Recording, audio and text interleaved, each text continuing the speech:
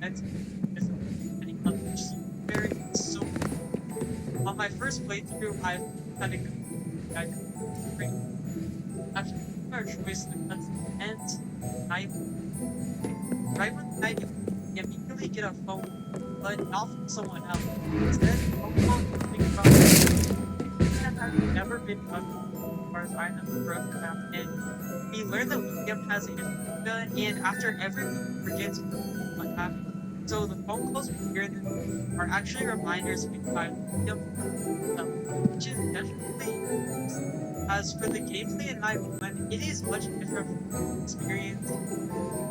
This one once again features, although this one in William brought the game after the fire had taken, and now it is up to us to survive the attack. We have CCTV currently down in very unlike most fan games, you see all the cameras at the same time, but figuring out which camera shows what room definitely takes some. We're also able to turn to our left, check on the cabinet, turn right, check the two vents with time, and we can also turn around to either flash the flame or run up. Right away, this night was a giving heavy, specifically the final night. Not only did the final night of the stairs for the house, but it also had very similar vent mechanic, which involves tiny side in order to prevent threats from one pretty annoying thing about the gameplay though is or it's disorienting. This game, much like FNAF 4, having us check different areas of our room to survive. But unlike that game that has us where we want to go, now you use A to turn toward the left. But instead of pressing to look back to our right, we instead need to press A. This gets super confusing because you'll find yourself having to press the opposite button in order to go. This gets for the machine. Realize that the walking animation on pause to run Paulie is the first animatronic. You can see it in the top left camera walking into this now our home. Upon seeing this, next time we hear breathing, we must run to the door and close it. Once we hear another sound box, it's safe to return to the car. The second character we deal with for night one, brother. This once again he revenge. Much like the first game, brother needs flash. So throughout the night, from left cabinet to flash the brother and return him. For the last character we for night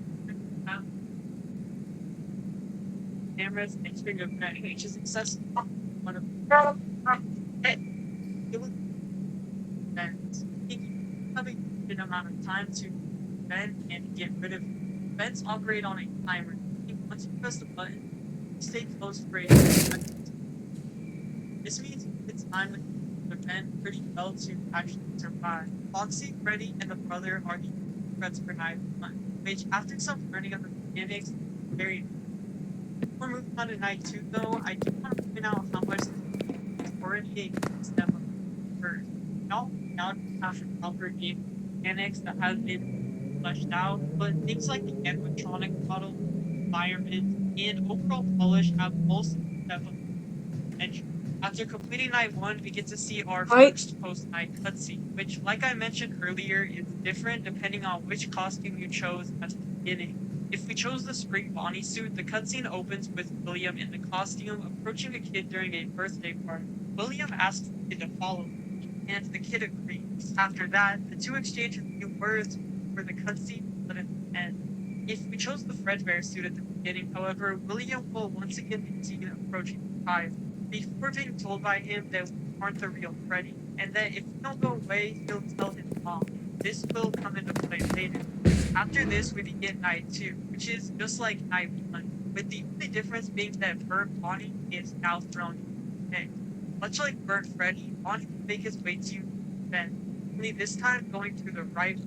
Bonnie is a little different from Freddy, as when making his way towards your office, he will often get stuck with Ben, which slows him down and makes it much harder to time Ben. This is actually a really cool mechanic because the moment when you have both Freddy and Bonnie in bed, it's extremely stressful.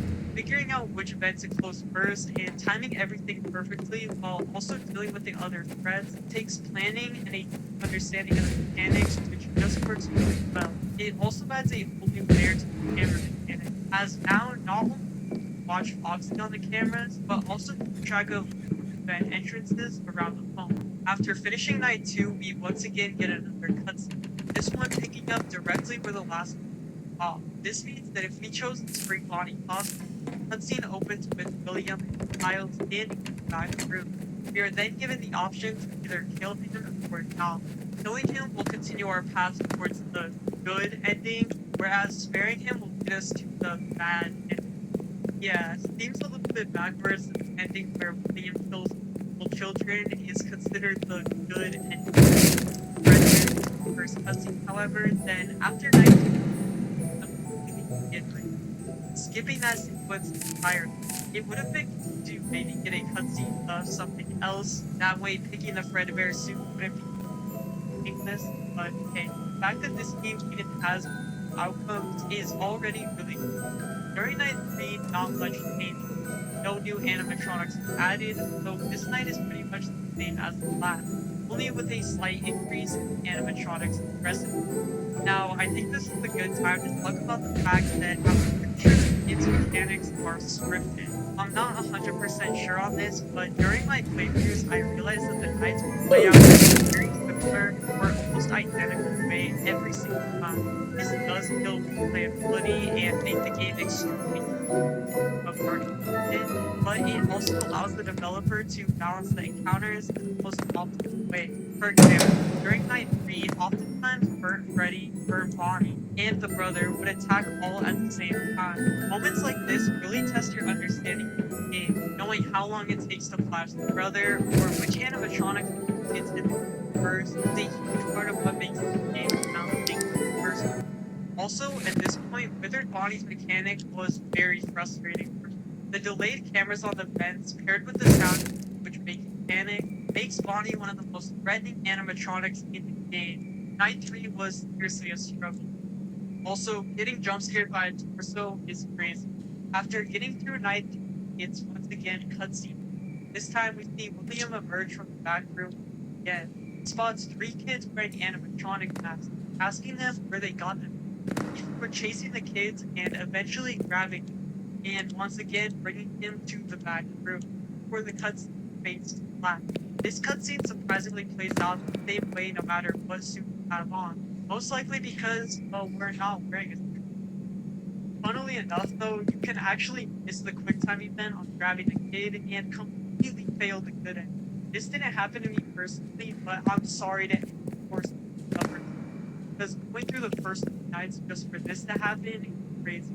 I don't know what it is, but something about seeing Fredbear's family diner and stuff like the kids in animatronic masks that we ever see in the game being fully rendered in just so, especially because at least in my opinion, I think this part of the timeline is where FNAF's great.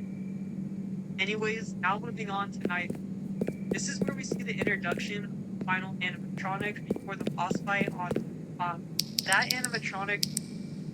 Chica's mechanic is pretty simple on it. She comes into your hallway just like Fox, and to get rid of her, all we need to do is shine our light on her, specifically when we hear her. This forces the player to pay more attention to the hallway cameras, because without seeing you enter the hallway first, you won't be able to know if you need to close the door or shine the light. After this night ends, we get the cuts, and just like in night 2, we are given the choice to either kill the kid or not. And this once again,